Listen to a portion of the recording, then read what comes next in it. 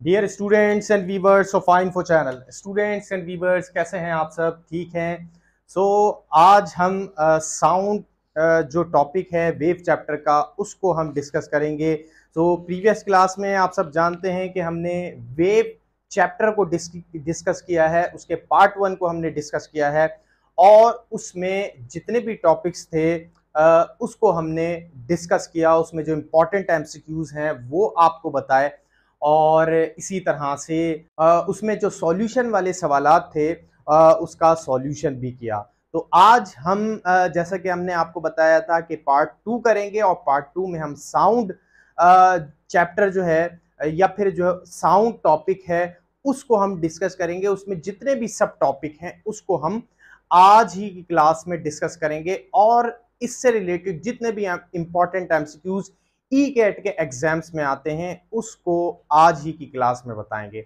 जो भी बच्चे जो आने वाले टेस्ट में अपेयर होंगे ई कैट के एग्जाम्स में, चाहे वो कोई सी भी इंजीनियरिंग यूनिवर्सिटी हो, नस्ट का टेस्ट हो या फिर यूईटी का टेस्ट हो, उसके हवाले से बहुत ही इंपॉर्टेंट क्लास है। साउंड जो टॉपिक है ये वैसे भी अगर फिजिक्स में देखा जाए तो इसकी बड़ी इंपॉर्टेंस है और ये काफी डिटेल्ड टॉपिक है और काफी वास्ट फील्ड है फिजिक्स की साउंड, और इसमें से काफी एमसीक्यूज भी बनते हैं। इसी तरह से वो बच्चे जो इंटरमीडिएट का एग्जाम्स देने जा रहे हैं, स्पेशली फर्स्ट ईयर क्लास वाले, वो भी इस वीडियो को ज्वाइन करें और आखिर तक इस वीडियो के साथ रहें। उनके लिए भी ये वीडियो क्लास काफ़ी हेल्पफुल होने वाला है। जैसा कि मैं आपको हर वीडियो में ही कहता हूं कि अगर आप लोग नए हैं और चैनल को सब्सक्राइब नहीं किया हुआ तो चैनल को सब्सक्राइब कर लें, इसी तरह से बेल आइकन को भी क्लिक कर लें ताकि हर आने वाली वीडियो का नोटिफिकेशन आपको मिल सके। स्टार्ट करते हैं। मैं हूं मोहम्मद बिलाल, आपका फिजिक्स टीचर, मेंटर, एंड आप देख रहे हैं फाई इन्फो चैनल। जैसे कि मैंने आपको बताया कि जो फिजिक्स है इसमें बड़ी वास्ट फील्ड है और काफ़ी इसमें जो है वो इन्वेंशंस भी हुई हैं और लॉ भी साइंटिस्ट ने इसके बारे में दिए हैं। साउंड के बारे में बता दूं, वो ब्रांच फिजिक्स की जिसमें साउंड और इसकी प्रॉपर्टीज और इसके लॉज की स्टडी होती है उसको एकॉस्टिक्स कहा जाता है। जी हाँ स्टूडेंट, साउंड को एकॉस्टिक्स भी कहते हैं और ये फिजिक्स की एक मेन ब्रांच है। साउंड ट्रेवल फास्टर इन, यहां पर जो है वो मैं ऑप्शन लिखूंगा, एमसीक्यू आपको इन स्क्रीन के ऊपर दिख जाएगा। तो साउंड सबसे ज्यादा किस में ज्यादा तेजी से ट्रैवल करता है? ऑप्शन ए है कार्बन डाइऑक्साइड, बी है ऑप्शन हीलियम, और सी है ऑप्शन ऑक्सीजन, और डी है O2 ऑक्सीजन, ऑप्शन सी है O2, ऑप्शन डी है H2। तो अब यहाँ पे स्टूडेंट्स आपने बताना है कि साउंड जो है वो फास्टर किस में ट्रैवल करता है। अब स्टूडेंट्स अगर हम स्पीड ऑफ साउंड को देखें तो यहाँ पे स्पीड ऑफ साउंड का जो है वो जिक्र हो रहा है क्योंकि जो टॉपिक है स्पीड ऑफ साउंड से लिया गया है। स्पीड ऑफ साउंड जो है स्टूडेंट्स ये डिपेंड करता है डेंसिटी ऑफ मीडियम के ऊपर, कि मीडियम की जो डेंसिटी है वो कितनी है। अगर मीडियम की डेंसिटी ज्यादा होगी स्पीड ऑफ साउंड वहां पे कम हो जाएगा, जो है वो कम होगी तो स्पीड ऑफ साउंड जो है वो बढ़ जाएगा।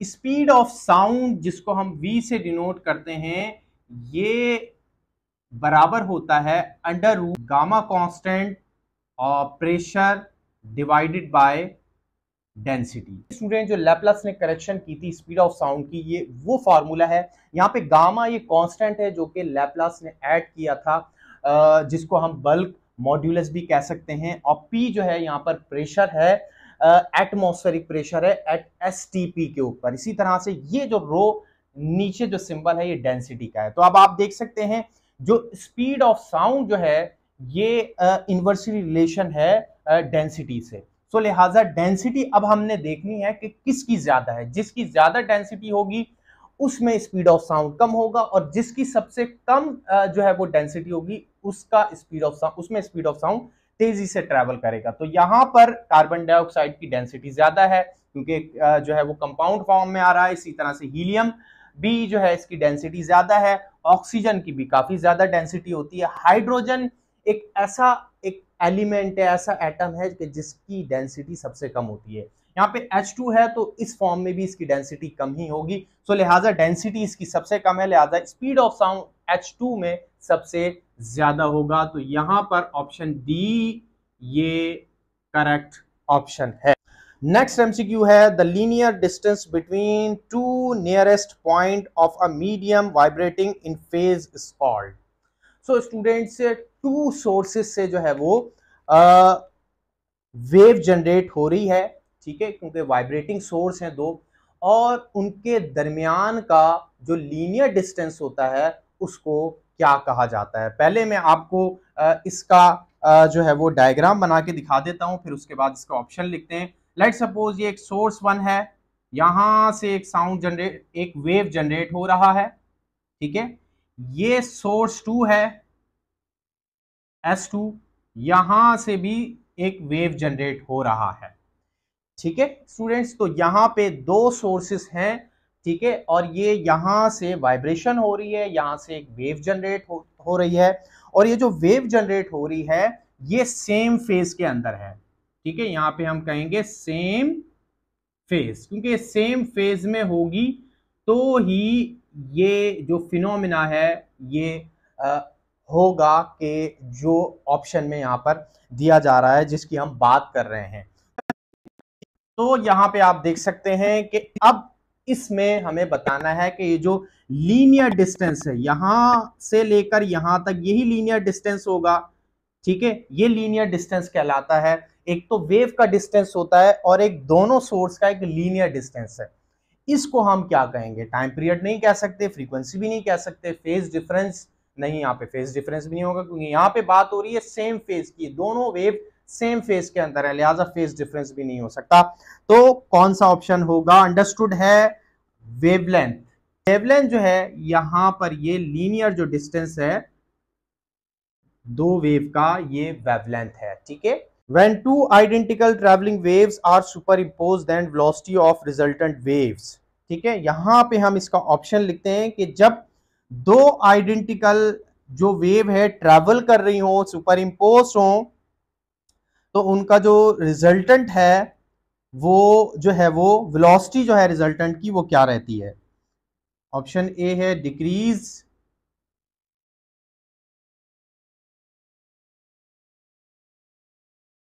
ऑप्शन बी है इंक्रीज, ऑप्शन सी है रिमेन सेम, ऑप्शन डी है बिकम जीरो।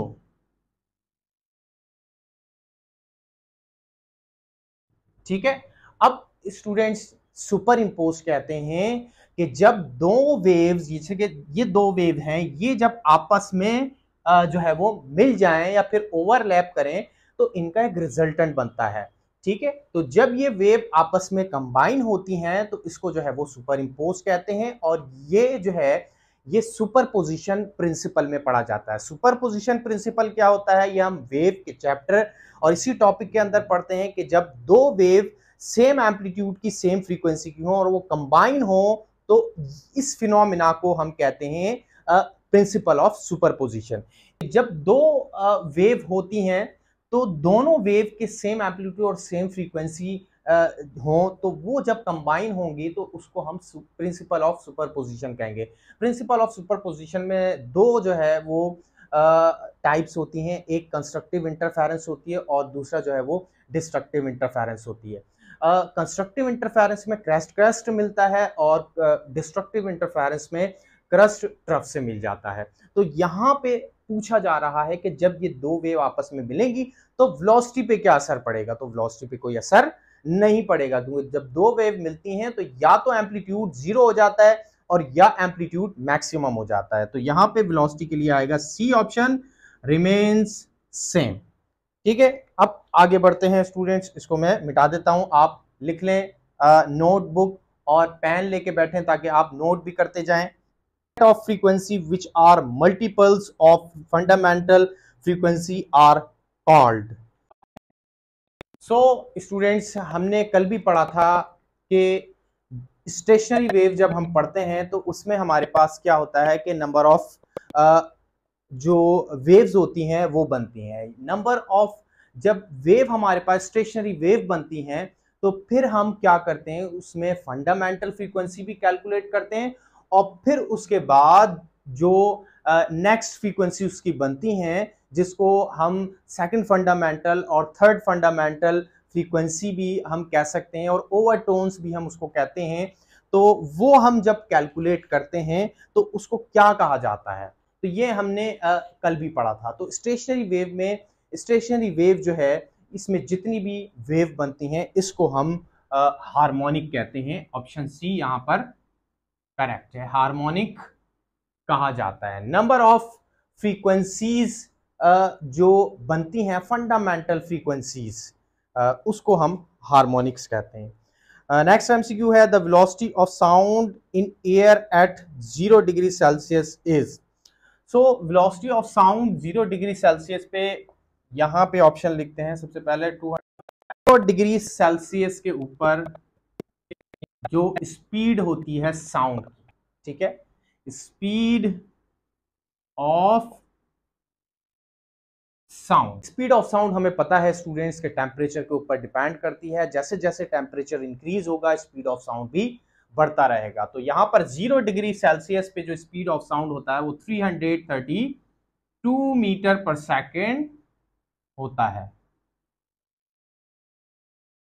ठीक है, और कुछ जगहों पे 331 मीटर पर सेकेंड भी आपको दिया जा सकता है इन्हीं ऑप्शंस में।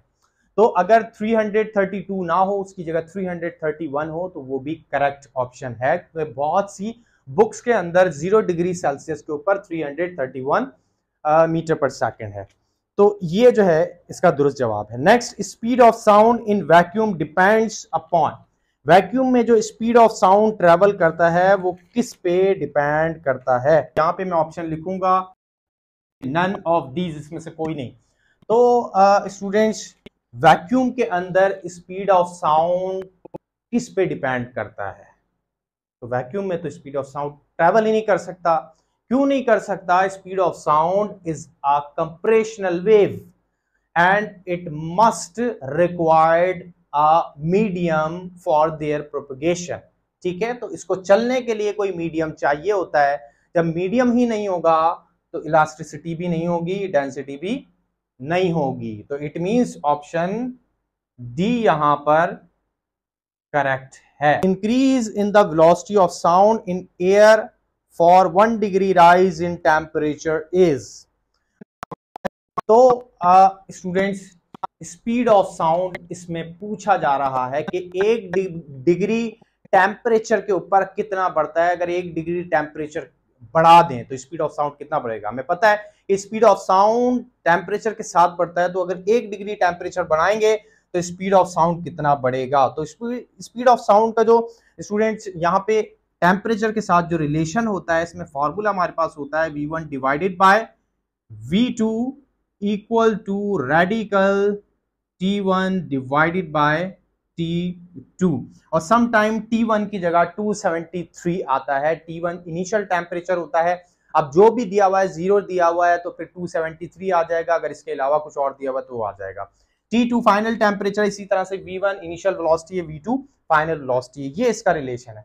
अब इसी रिलेशन से जो है वो आगे further 1 degree rise in temperature के लिए इक्वेशन बनाई जाती है और फिर यहाँ पर एक बायनोमियल थ्योरम जो है, मैथमेटिकल थ्योरम, ये अप्लाई होता है। इसके बाद फाइनल जो है ये उसका फॉर्मूला बनता है और ये कैलकुलेशन आती है इसमें कि 1 डिग्री टेम्परेचर के ऊपर हमारे पास जो वैल्यू बनती है स्पीड ऑफ साउंड की, वो बनती है 0.61। अगर आप 1 डिग्री टेम्परेचर बढ़ाएंगे या फिर 1 केल्विन टेम्परेचर बढ़ाएंगे, केल्विन भी हो सकता है, दोनों बराबर हैं, तो इसका मतलब यह है कि उसमें जो स्पीड बढ़ी है वो 0.1 मीटर पर सेकंड बढ़ी है।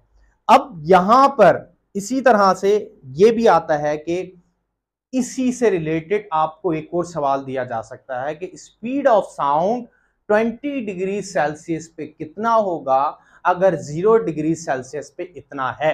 ठीक है, 0 डिग्री सेल्सियस पे जितना साउंड होगा उसको फिर आप क्या करेंगे, मल्टीप्लाई कर देंगे उस टेम्परेचर से, इस वैल्यू को। ठीक है, क्योंकि 1 डिग्री टेम्परेचर के ऊपर इतना बढ़ रहा है, तो फिर आप क्या करेंगे कि आप इस वैल्यू को उस टेम्परेचर से मल्टीप्लाई करा देंगे, फिर जो जवाब आएगा वही जो जवाब होगा वो स्पीड ऑफ साउंड कैलकुलेट हो जाएगा इतने डिग्री जो है वो टेम्परेचर के ऊपर, जितनी भी डिग्री आपसे पूछा। यहां पर ये मैं आपको सवाल देता हूं कि आप जो है वो 25 डिग्री सेल्सियस के ऊपर स्पीड ऑफ साउंड कैलकुलेट करें कि अगर 0 डिग्री सेल्सियस के ऊपर साउंड जो है वो 332 मीटर पर सेकेंड है, तो 25 डिग्री सेल्सियस के ऊपर कितना होगा, ये आप कैलकुलेट करके मुझे जरूर बताएं, आप नोट डाउन कर लें। अब उसके बाद नेक्स्ट एमसीक्यू है, velocity of sound is greatest in. Option A है, ग्रेटेस्ट किस में है, वाटर में है, एयर में है, स्टील में है, अमोनिया में है। तो सबसे पहले तो हमें ये देखना है कि सॉलिड क्या है तीनों ऑप्शन के अंदर, because we know that the speed of sound is 15 times greater in solid than in gas. It means कि speed of sound is greatest in solid than in liquid and then gases. तो अब solid हमें पता है, यहाँ पे solid है steel. Now next MCQ, the experimental value of speed of sound is. अब यहाँ पे ऑप्शन लिखते हैं, ये ऑप्शन हमें बताना है एक्सपेरिमेंटल वैल्यू। तो स्पीड ऑफ साउंड स्टूडेंट्स याद रखिएगा, स्पीड ऑफ साउंड ये दो तरह से कैलकुलेट किया गया है। एक एक्सपेरिमेंटल एक्सपेरिमेंट के जरिए कैलकुलेट किया गया है और थ्योरेटिकल कैलकुलेट किया गया है। एक्सपेरिमेंट के जरिए जो कैलकुलेट किया गया है इसकी वैल्यू है 332 मीटर पर सेकेंड। अब एक्सपेरिमेंट के जरिए कैसे कैलकुलेट कर सकते हैं स्टूडेंट्स, एक्सपेरिमेंट के जरिए हमें पता है जो फिजिकल एक्सपेरिमेंट होते हैं उसके जरिए स्पीड ऑफ साउंड कैलकुलेट किया जा सकता है। जैसे कि स्पीड ऑफ साउंड कैलकुलेट करते हैं by echo method. Echo method के जरिए जो है वो स्पीड ऑफ साउंड कैलकुलेट किया जा सकता है। अब ये इको मेथड क्या है, इको मेथड ये होता है कि साउंड जनरेटिंग जो सोर्स है वहां से जो है वो साउंड जनरेट करवाया जाए और सामने बाउंड्री रखी जाए, किसी फासले के ऊपर, किसी डिस्टेंस के ऊपर बाउंड्री रख दी जाए, या फिर बाउंड्री के सामने जो है वो सोर्स रख दिया जाए किसी स्पेसिफिक डिस्टेंस के ऊपर। फिर जब साउंड रिफ्लेक्ट होके वहां से वापस सोर्स तक आएगा, so this is the echo method, इसको इको मेथड कहते हैं। फिर इसमें टाइम हम देख लेते हैं कि टाइम कितना जो है वो इसमें बनता है। इसी तरह से जो डिस्टेंस है ये हम कैलकुलेट कर लेते हैं, फिर डिस्टेंस को टाइम से डिवाइड कर देते हैं, तो हमारे पास इको मेथड के जरिए स्पीड ऑफ साउंड कैलकुलेट हो जाता है। ये तो हो गया एक्सपेरिमेंटल जो है वो वैल्यू, और एक्सपेरिमेंट के जरिए 332 मीटर पर सेकंड आता है। अब थ्योरेटिकल वैल्यू में दो थ्योरेटिकल वैल्यू कैलकुलेट की गई हैं, एक न्यूटन ने कैलकुलेट की है स्पीड ऑफ साउंड, और एक लैप्लास ने जो है वो कैलकुलेट की है। न्यूटन ने जो कैलकुलेट की है वो है 280 मीटर पर सेकेंड। न्यूटन ने जो कैलकुलेट की थी थ्योरेटिकल वैल्यू, इसमें कुछ फ्लॉज थे, तो इसके जो फ्लॉज थे वो फिर लैप्लास ने इसको करेक्ट किया था, और लैप्लास ने करेक्शन के बाद speed of sound almost theoretical के एक्सपेरिमेंटल के बराबर कर लिया था, 332 मीटर पर सेकेंड।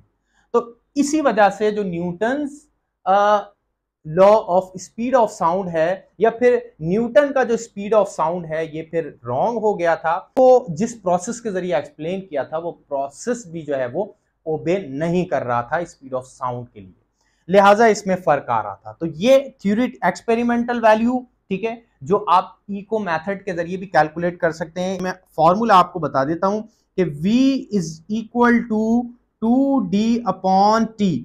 ये जब भी हम इको मेथड के जरिए जो है वो स्पीड ऑफ साउंड कैलकुलेट करते हैं तो ये फॉर्मूला यूज होता है। इको मेथड के जरिए हम जब फॉर्मूला यूज करते हैं वेलोसिटी का, उसमें हम 2 लगाते हैं, क्योंकि उसमें साउंड जो है वो इंसिडेंट होता है किसी बाउंड्री पे और फिर रिफ्लेक्ट होता है, तो वो जो है वो 2 टाइम्स डिस्टेंस को कवर कर रहा होता है, लिहाजा 2 डिस्टेंस के साथ जो है हम लगाते हैं और टाइम नीचे उससे डिवाइड हो जाता है। जबकि जो न्यूटन और लैपलास करेक्शन है, ये स्पीड ऑफ साउंड का जो फॉर्मूला है, जो मैंने आपको पहले क्वेश्चन में लिख के दिखाया, तो इसके जरिए कैलकुलेट किया गया है। एक्सपेरिमेंटल जो वैल्यू है ये आप देख सकते हैं, ना ये है ना ये है और ना ऑप्शन ए है, ऑप्शन बी इसका करेक्ट है, लेकिन ये सेंटीमीटर पर सेकंड के अंदर है। इसको जब आप 100 से डिवाइड करेंगे तो ये इसका ऑप्शन करेक्ट हो जाएगा। अच्छा, ये यहाँ पर स्टूडेंट्स ये मिस्टेक्स है, ये 0 इजाफी आ गया है यहाँ पर, इसको आप रिमूव कर दें। 33,200 सेंटीमीटर पर सेकेंड हम 100 से डिवाइड करेंगे। जब हम इसको 100 से डिवाइड कर देंगे तो इसकी वैल्यू 332 मीटर पर सेकेंड हो जाएगी। टॉपिक बड़ा वास्ट है, लिहाजा हमने इसके एमसीक्यूज भी ज्यादा सॉल्व करने, 25 एमसीक्यूज स्टूडेंट्स आज हमने कम से कम सॉल्व करने हैं। सो लिहाजा जो है आप नोटबुक में इसको नोट डाउन करते रहें। Which of the following properties of sound is affected by change in air temperature? Option A है। तो यहां पे हमें बताना है कि इसमें से कौन सी प्रॉपर्टी जो है साउंड की ये टेम्परेचर से अफेक्ट होती है। तो हमें पता है स्पीड ऑफ साउंड ये प्रोपोर्शनल है टेम्परेचर के, लेकिन स्पीड ऑफ साउंड तो यहाँ पे है ही नहीं, तो टेम्परेचर के जरिए कौन सी जो प्रॉपर्टी है या क्वांटिटी है वो अफेक्ट होगी।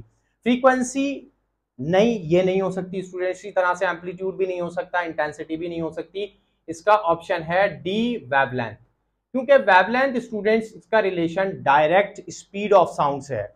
अगर वेवलेंथ कम होती है स्पीड ऑफ साउंड भी कम हो जाता है किसी मीडियम के अंदर, और अगर वेवलेंथ बढ़ जाती है किसी मीडियम के अंदर तो उसका स्पीड ऑफ साउंड भी बढ़ जाता है।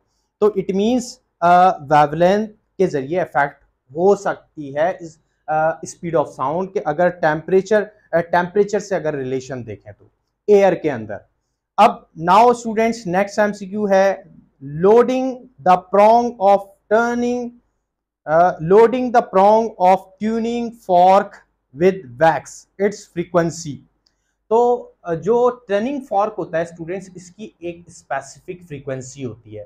टर्निंग फॉर्क अलग अलग फ्रीक्वेंसी के आते हैं, इट मींस के इसके अलग अलग साइज होते हैं, उनकी फ्रीक्वेंसी अलग अलग होती है। सो टर्निंग फॉर्क जो है स्पेसिफिक फ्रीक्वेंसी जनरेट करता है, लेकिन अगर इसको वैक्स के साथ वाइब्रेट करवाया जाए, वैक्स मींस कोई इस पे कोई लिक्विड मीडियम जो है वो लगा दिया जाए इसके दोनों प्रोंग पे, तो क्या होगा, इसके जो प्रोंग होंगे उसका मास बढ़ जाएगा, इसके प्रोंग का मास जो है वो बढ़ जाएगा। फिर क्या होगा स्टूडेंट्स, इसकी जो वाइब्रेशन है तो वो स्लो हो जाएगी। जब वाइब्रेशन स्लो हो जाएगी तो अब आप बताएं कि क्या फ्रीक्वेंसी पे असर पड़ेगा या नहीं।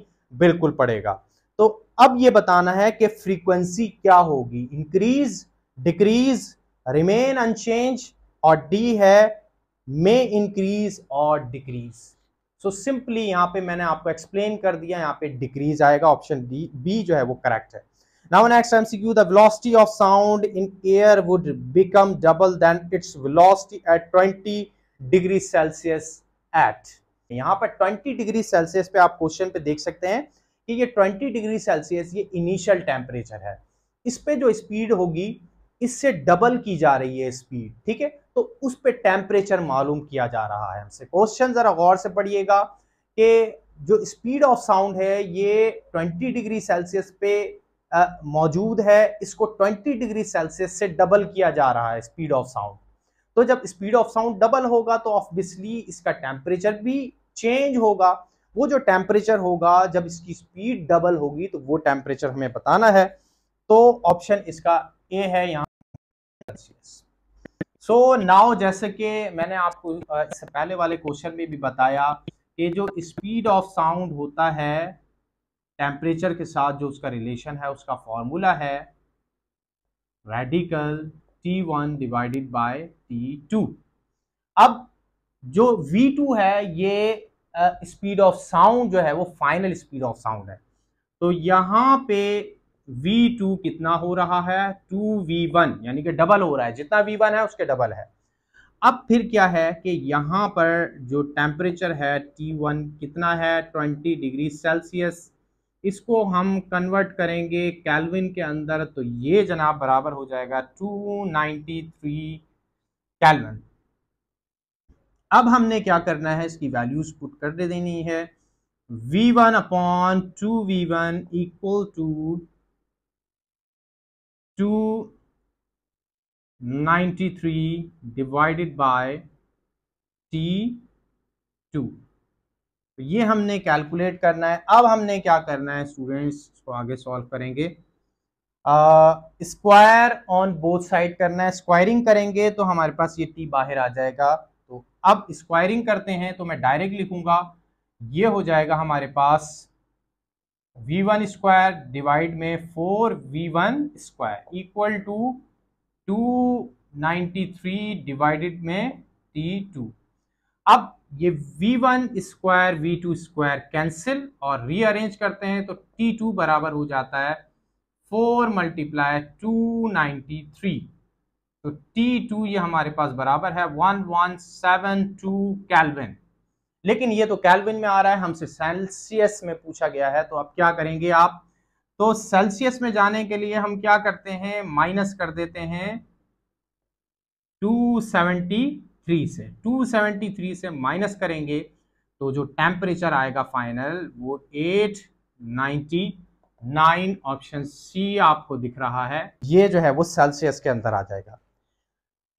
अब नेक्स्ट एमसीक्यू है स्टूडेंट्स, आप देख सकते हैं 13, which of the following does not change when the sound waves inter a different medium.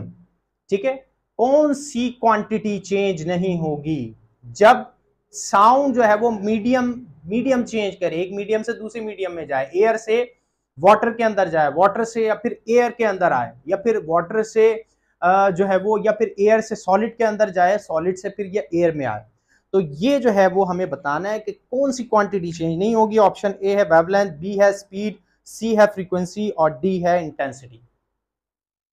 बहुत ही आसान सवाल है, आप लोग बताएं जल्दी से। सो इसका ऑप्शन सी करेक्ट है, फ्रीक्वेंसी चेंज नहीं होती। फ्रीक्वेंसी ऑफ साउंड ये जो जनरेट होता है किसी सोर्स से फिक्स रहता है, स्पीड चेंज हो जाती है किसी दूसरे मीडियम में जाके, वेवलेंथ पे भी असर पड़ सकता है, इंटेंसिटी पे भी असर पड़ सकता है। नेक्स्ट एमसीक्यू है, unit of intensity of sound is. बहुत ही आसान है, इसको जरा हम बोर्ड पे लिख लेते हैं। ओ टी, यानी कि इनमें से कोई नहीं, तो ऑप्शन ए जो है वो दुरुस्त है, वॉट पर metre square. Intensity of sound बराबर है energy per unit time multiply area. ठीक है, कि sound energy per unit time और किसी यूनिट एरिया में से क्रॉस हो रही हो वो sound energy, that is the intensity of sound, उसको इंटेंसिटी ऑफ साउंड कहते हैं। ये फॉर्मूला है और ये यूनिट है। अब नेक्स्ट एमसीक्यू है कि when two waves reinforce each other and the resultant sound is loudest, then this sort of interference is called. So हमें पता है कि जब दो सोर्स जो है वो मूव कर रही हों, ठीक है, या दो साउंड मूव कर रहे हों, इसके साथ एक और साउंड जो है वो जनरेट हो रहा हो और वो भी मूव कर रहा हो और रीइंफोर्स हो जाएंगे, यानी कि मिल जाएं, तो फिर इनका रिजल्टेंट इसमें बताया जा रहा है कि वो लाउडेस्ट हो जाए। ठीक है, तो इट मींस के क्रस्ट से मिल रहा है, ट्रफ से मिल रहा है, तो जब क्रस्ट से मिलेगा, ट्रफ से मिलेगा, तो रिजल्टेंट एम्पलीट्यूड जो है ये बढ़ जाएगा, तो जो साउंड है वो लाउडेस्ट हो जाएगा। तो इसको कहते हैं हम, ऑप्शन आप देख सकते हैं स्क्रीन के ऊपर, destructive interference, constructive interference, only interference, और डी है destructive as well as constructive interference. तो इसका ऑप्शन बी है कंस्ट्रक्टिव इंटरफेरेंस। नेक्स्ट एमसीक्यू है, the speed of sound is independent of. Speed of sound किसके इंडिपेंडेंट? सो जो speed of sound है ये टेम्परेचर के ऊपर भी डिपेंड करता है, याद रखिएगा। ह्यूमिडिटी के ऊपर भी डिपेंड करता है, ह्यूमिडिटी एटमॉस्फेयर की बढ़ती है कम होती है तो ये चेंज होता है।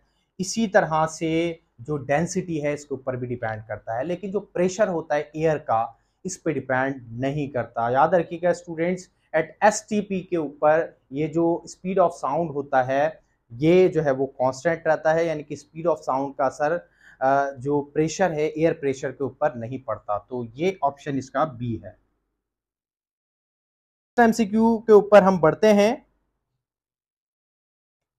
The velocity of sound is maximum in, option यहां लिख देता हूं, स्पीड ऑफ साउंड मैक्सिमम किस में होता है। अब आप देखेंगे सॉलिड क्या है इसमें से, क्योंकि सॉलिड में स्पीड ऑफ साउंड ज्यादा होता है, लेकिन सॉलिड यहां पर मेटल भी है, ठीक है, ग्लास तो है साथ में मेटल भी है, तो दो सॉलिड हो गए यहाँ पे, जबकि नाइट्रोजन भी एयर है और यहाँ पर एयर है। तो इसका क्या मतलब है, इसका मतलब ये है कि अब इन दोनों में हमें चेक करना है कि किस में स्पीड ऑफ साउंड ज्यादा होगा। स्टूडेंट्स याद रखिएगा, जो ग्लास है उसमें स्पीड ऑफ साउंड ज्यादा होता है। उसमें स्पीड ऑफ साउंड ज्यादा क्यों होता है, क्योंकि ग्लास के जो पार्टिकल्स हैं ये बहुत ज्यादा क्लोज होते हैं। पार्टिकल एनर्जी ट्रांसफर करते हैं साउंड की ग्लास के अंदर, वो बहुत रैपिड करते हैं, क्योंकि जो ग्लास के पार्टिकल्स हैं वो बहुत ज्यादा क्लोज होते हैं। Next MCQ, the beats can be heard when the difference of frequency is not more than, जी स्टूडेंट्स बताइए, बीट्स के लिए, बीट्स सुनने के लिए कम से कम जो डिफरेंस होना चाहिए फ्रीक्वेंसीज का, जो दो फ्रीक्वेंसीज हैं वो कितना होना चाहिए। तो इसमें ऑप्शन बी है 10। ज्यादा से ज्यादा जो डिफरेंस है वो 10 होना चाहिए, कम से कम कितना भी हो सकता है, क्योंकि हमारे जो एयर हैं, हमारे जो कान हैं, ये परसीव करते हैं साउंड को 0.1 सेकंड के अंदर। इको जो हमें सुनाई देता है इसका मतलब ये है कि हमारे जो कान हैं ये जो है वो परसीव कर रहे हैं साउंड को, इसके जरिए ब्रेन तक ये साउंड को पहुंचा रहे हैं 0.1 second. 0.1 second is the sensation of brain, ठीक है, जो ब्रेन हमारा साउंड को कैच कर रहा है एयर के जरिए और हम रिकॉग्नाइज कर पा रहे हैं उसके जरिए, वो टाइम पीरियड है 0.1 सेकेंड। 0.1 सेकेंड की वजह से हम बीट्स को रिकॉग्नाइज कर पाते हैं, टू डिफरेंट साउंड्स को हम आइडेंटिफाई कर पाते हैं इसी की वजह से। तो इसका मतलब यह है कि ज्यादा से ज्यादा जो फ्रीक्वेंसीज का डिफरेंस होगा वो 10 होना चाहिए। इससे ज्यादा होगा तो हमारे जो एयर हैं उसको डिटेक्ट नहीं कर पाएंगे, हमारा ब्रेन उसको रिकॉग्नाइज नहीं कर पाएगा उससे, अगर हम ज्यादा फ्रीक्वेंसीज के डिफरेंस की जो बीट्स सुने। एमसीक्यू के ऊपर बढ़ते हैं students. A wave which transfer energy and momentum to distant point from source is called, option A progressive और ट्रैवलिंग वेव, बी है स्टेशनरी वेव, सी है कॉम्प्लेक्स वेव और डी है मैटर वेव। सो स्टूडेंट्स, जो travelling wave होती है यह मैंने आपको बताया था इससे पीछे वाले लेक्चर में, प्रीवियस वीडियो में, कि वो एनर्जी कैरी करती है, मैटर को कैरी नहीं करती। विदाउट ट्रांसफरिंग मैटर एनर्जी को ट्रांसफर करती है एक जगह से दूसरी जगह। अब एनर्जी के साथ साथ स्टूडेंट जो मोमेंटम होता है ये भी एक जगह से दूसरी जगह ट्रांसफर होता है, याद रखिएगा, ठीक है, क्योंकि जो एनर्जी होती है साथ मोमेंटम को भी लेके जाती है आगे, ठीक है। इसकी मिसाल मैं आपको दूं, वाटर वेव। वाटर वेव अगर एक जगह से दूसरी जगह जा रही है वो सिर्फ एनर्जी को ही कैरी नहीं कर रही बल्कि अपने साथ मोमेंटम को भी कैरी कर रही है, उसके साथ एक मोमेंटम होता है, ठीक है, क्योंकि मोमेंटम का ताल्लुक मोशन से है, लिहाजा यहाँ पर जो है वो मोशन है। तो एनर्जी और मोमेंटम जिसमें कैरी होता है जिस वेव में, वो प्रोग्रेसिव वेव और आप उसको ट्रैवलिंग वेव भी कह सकते हैं। तो ऑप्शन ए जो है इसका करेक्ट है, इसके ऊपर मार्क लगाएं। All parts of wave pattern move with, option A same speed, option B different speed, option C double speed, option D half speed. Wave जब मूव करती है तो उसके ऑल पार्ट जो होते हैं वो कैसे मूव करते हैं? ऑब्वियसली वेव जो मूव कर रही है उसके जितने भी पार्ट हैं वो उसी के साथ साथ मूव कर रहे हैं, तो जिस स्पीड से वेव मूव कर रही होगी उसी से उसके पार्ट भी उसी स्पीड से उसके पार्ट मूव कर रहे होंगे, यानी कि option A same speed correct है। नेक्स्ट एमसीक्यू है, the system followed by the Newton for the determination of speed of sound in air is. So जो न्यूटन्स फॉर्मूला था for speed of sound, Newton's formula for speed of sound ओबे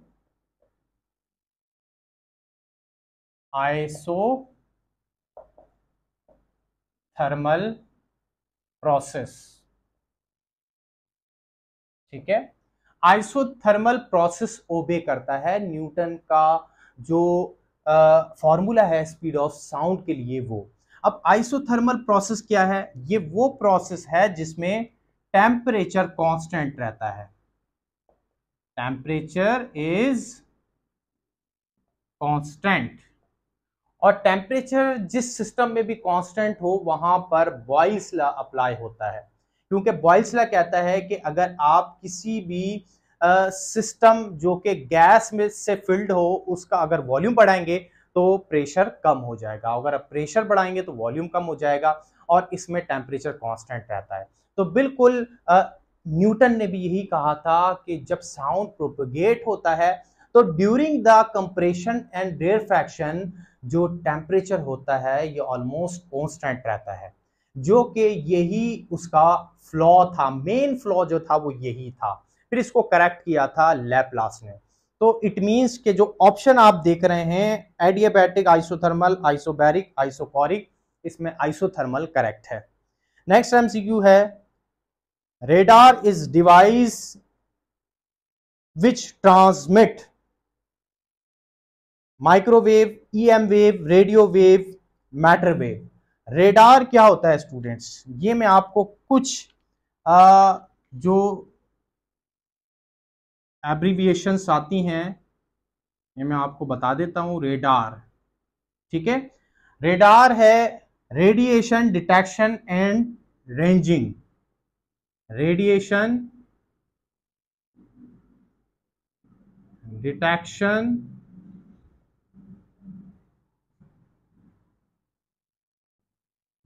and ranging. ठीक है, इसका मतलब यह है कि ये रेडियो वेव को कैच भी करता है और ट्रांसमिट भी करता है। रेडार सिस्टम हमारा यूज होता है एरोप्लेन के सिग्नल को डिटेक्ट करने के लिए, जो फायर फाइटर होते हैं उसके सिग्नल को कैच करने के लिए, और जो एयर ट्रैफिक कंट्रोल है उसमें भी रेडार ही यूज होता है। रेडार की जो एप्लीकेशन है स्टूडेंट्स, ये डॉपलर इफेक्ट की एप्लीकेशन है। डॉपलर इफेक्ट जब हम पढ़ते हैं तो उसमें हमें बताया जाता है apparent change in frequency, frequency के अपेरेंट चेंज का उसमें बताया जाता है। यहाँ से डॉपलर इफेक्ट में हम जो अपेरेंट चेंज पढ़ते हैं ये रिलेटिव मोशन में पढ़ते हैं, relative motion between source of sound and listener, इसमें पढ़ते हैं। तो रेडार उसी की एक एप्लीकेशन है, तो इसकी एब्रीविएशन ये है। ये अक्सर एब्रीविएशन भी पूछ ली जाती है। इसी तरह से स्टूडेंट्स एक और एब्रीविएशन पूछी जाती है, सोनार, साउंड नेविगेशन एंड रेंजिंग को कहते हैं, and ranging. Sound navigation and ranging इसको हम यूज करते हैं सी की डेप्थ कैलकुलेट करने के लिए, या फिर कोई भी ऑब्जेक्ट हो सी के अंदर अगर डिटेक्ट करना हो तो उसको डिटेक्ट करने के लिए हम सोनार जो एप्लीकेशन है डॉपलर इफेक्ट की, ये हम यूज करते हैं। इसी तरह से स्टूडेंट्स सोनार के अलावा एक और एब्रीविएशन है जो कि है lidar. Lidar detection and ranging क्या है स्टूडेंट्स? ये एक गन नुमा डिवाइस होती है, और जो हाई स्पीड व्हीकल्स होते हैं जो हाईवे के ऊपर चलते हैं उनकी स्पीड को डिटेक्ट करने के लिए ये डिवाइस यूज होती है, ताकि जो हाई स्पीड ऑब्जेक्ट हाईवे पे मूव करते हैं तो उनकी स्पीड डिटेक्ट की जाए, उनका पता लगाया जा सके कि वो कितनी स्पीड से चल रहे हैं। इसका फिनोमेना भी सेम इसी तरह से कि रेडिएशन इस डिवाइस से निकलती है, जाके व्हीकल से रिफ्लेक्ट होकर दोबारा डिवाइस के अंदर आती है, और इसका जो टाइम ड्यूरेशन है ये नोट कर लिया जाता है, और इसमें जो फ्रीक्वेंसी डिफरेंस आ रहा होता है इसी से फिर उसकी स्पीड कैलकुलेट कर ली जाती है। तो ये जो है वो अक्सर आपसे पूछा जाता है। नेक्स्ट एमसीक्यू है students, the speed of sound at 30 degree Celsius is approximately 332, B है 335, सी है 340 मीटर पर सेकंड, डी है 350 मीटर पर सेकंड। सो 30 डिग्री सेल्सियस पे आपसे ये पूछा गया है। हमें पता है कि जो speed of sound 1 degree rise के ऊपर जो बढ़ता है वो बढ़ता है 0.61 मीटर पर सेकंड। तो आप क्या करें कि 0.16 को आप मल्टीप्लाई कराएं 30 से, ठीक है, और फिर जो जवाब आए उसको आप प्लस कर दें 332 से। तो हम इसको जरा मल्टीप्लाई कराते हैं, 0.61 मल्टीप्लाई 30, तो ये ऑलमोस्ट बराबर हो जाता है 18 के, 18.3 के बराबर हो जाएगा। अब क्या करना है, अब हमने करना है इसको प्लस 332 से, तो ये ऑलमोस्ट 350 जवाब आएगा, which is option D is correct. ऐसा हमने क्यों किया है, मैंने आपको पहले ही बता दिया कि 1 डिग्री जो है वो इतने स्पीड जो है वो इंक्रीज कर रहा है, तो लिहाजा 30 डिग्री कितना स्पीड बढ़ाएगा, तो 30 को हमने इससे मल्टीप्लाई करा दिया, फिर उसको प्लस कर दिया 0 डिग्री सेल्सियस की जो वैल्यू है, और हमारे पास जवाब आ गया। अब नेक्स्ट एमसीक्यू है, the speed of sound in air depends on temperature, humidity, density, तीनों पे डिपेंड करता है। ऑप्शन डी के ऊपर मार्क लगाएं। 24 है, the louder the speed of sound the greater will be it's. So loudness of sound depends on the amplitude of the body, vibrating body, distance from the vibrating body and area of the vibrating body। 3 चीजों पे loudness depend करता है, उसमें से amplitude भी है। amplitude is correct option। next MCQ, तो ये 25 MCQ है, the speed of sound is in aluminum at 20 degree Celsius is। so ये पूरा एक चार्ट है, एक टेबल है बुक के अंदर, जिसमें अलग अलग जो मेटल है उसकी वैल्यू दी हुई है, उसमें गैसेस भी मौजूद हैं, उसकी वैल्यू स्पीड ऑफ साउंड क्या है, वहां से वो रीड लाजमी कर लें आप। तो अल्युमिनियम की जो 20 डिग्री सेल्सियस की स्पीड ऑफ साउंड की वैल्यू है वो 5100 मीटर पर सेकेंड है। नेक्स्ट है लास्ट एमसीक्यू, मैं आपको बताने जा रहा हूं डॉपलर इफेक्ट के बारे में। सो डॉपलर इफेक्ट में एमसीक्यू ये पूछा जा रहा है, when a source of sound of frequency F move with the velocity VS towards observer at rest और stationary observer, the speed of sound in air is v, then the apparent change in frequency. इसको तो हमने इसके option लिखने ही हैं। तो frequency जो apparent change कर रही है वो इसका ऑप्शन ए है, v plus V S F, B है v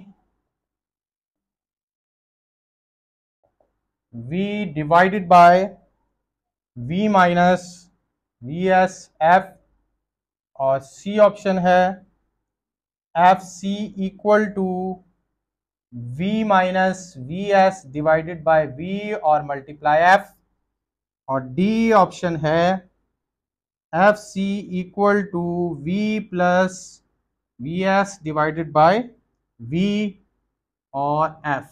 चार ऑप्शन आपको दिए गए हैं, इसमें से करेक्ट ऑप्शन बताना है।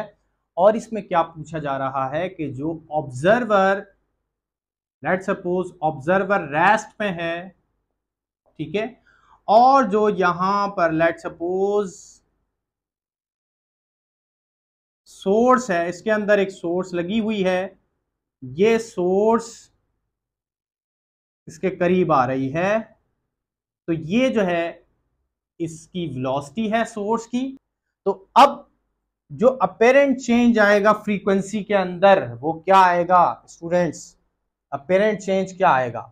ठीक है, तो अपेरेंट चेंज हमें पता है कि जैसे जैसे सोर्स लिसनर के करीब आती रहेगी या स्टेशनरी ऑब्जर्वर के करीब आती रहेगी, अपेरेंट जो फ्रीक्वेंसी है वो इंक्रीज होती रहेगी, ठीक है। और जैसे ही ये सोर्स दूर चली जाएगी तो जो अपेरेंट फ्रीक्वेंसी में चेंज आएगा वो कम हो जाएगा, यानी कि अपेरेंट फ्रीक्वेंसी डिक्रीज हो जाएगी। तो अब इंक्रीज किस में होगी, किस फॉर्मूले में इंक्रीज होगी फ्रीक्वेंसी? तो इसकी मैं आपको ट्रिक बता देता हूं स्टूडेंट्स। ये जो फैक्टर है ये वाला, ये किस में किस वैल्यू में ज्यादा आ सकता है? 1 से, ठीक है, क्योंकि यहां पर जो केस है इसमें अपेरेंट फ्रीक्वेंसी इंक्रीज हो रही है, तो ये फैक्टर 1 से ज्यादा होना चाहिए। किस ऑप्शन में ज्यादा होगा? तो यहां पर ये ऑप्शन जो है ऑप्शन बी, ठीक है, इसमें ये वाला जो फैक्टर है, ये factor v divided by v minus V S, v जो वेलोसिटी है ये जो है वो वेलोसिटी ऑफ साउंड है, और vs ये सोर्स की जो वेलोसिटी है वो है, और बाकी हमने इसको कैलकुलेट करना है। तो लेट्स सपोज जो स्पीड ऑफ साउंड है ये 300 मान लेते हैं इसको, और जो सोर्स की जो स्पीड है वो हम मान लेते हैं 200, ठीक है। तो अब ऊपर क्या आएगा 300 और नीचे आ जाएगा 100, तो डिवाइड करेंगे तो 3 आ गया।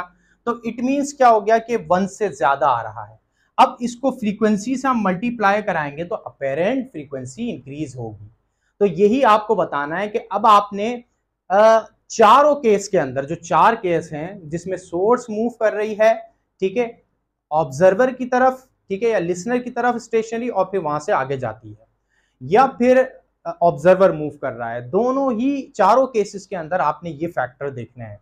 तो इसमें ऑप्शन बी जो है ये करेक्ट ऑप्शन है, जिसमें हमें अपेरेंट फ्रीक्वेंसी ज्यादा मिलेगी, ग्रेटर मिलेगी, ठीक है। तो ये जो है स्टूडेंट्स 25 एमसीक्यू, ऑलमोस्ट 25-26 एमसीक्यू ये कंप्लीट हो गए। अब आपने कंप्रीहेंशन सॉल्व करना है। ये आप स्क्रीन के ऊपर कंप्रीहेंशन देख सकते हैं, ये आपने सॉल्व करना है और इसका जवाब आपने मुझे कमेंट सेक्शन में जरूर बताना है। तो ये स्टूडेंट्स आपका असाइनमेंट, होमवर्क। सो आज की क्लास होती है यहीं खत्म स्टूडेंट्स। उम्मीद करता हूं कि आज की क्लास में आपको सवालात भी समझ में आए होंगे और आपने क्लास को एंजॉय भी किया होगा। सो स्टूडेंट्स अब नेक्स्ट क्लास में हम नेक्स्ट चैप्टर के एमसीक्यू करेंगे, और नेक्स्ट चैप्टर है हमारा फिजिकल ऑप्टिक्स, और या फिर वेव ऑप्टिक्स भी कह सकते हैं। बड़ा इंटरेस्टिंग और जबरदस्त चैप्टर है, उसके एमसीक्यूज हम सॉल्व करेंगे, सॉल्यूशन भी आपको बताएंगे और कंप्लीट डिटेल आपको बताएंगे। प्रैक्टिस अच्छी हम आपको करवाएंगे ताकि आप जब एंट्री टेस्ट के अंदर बैठें तो आपको कोई भी डाउट ना हो, कोई कंफ्यूजन ना हो। सो स्टूडेंट्स ये जो है क्लास ख़त्म हुई। इसमें कोई भी क्वेश्चन हो कमेंट सेक्शन में ज़रूर क्वेश्चन करें। इस वीडियो को लाइक करें, अपने फ्रेंड्स के साथ ज़रूर शेयर करें। मिलते हैं आपसे नेक्स्ट वीडियो में, जब तक के लिए थैंक यू सो मच। अल्लाह हाफिज़।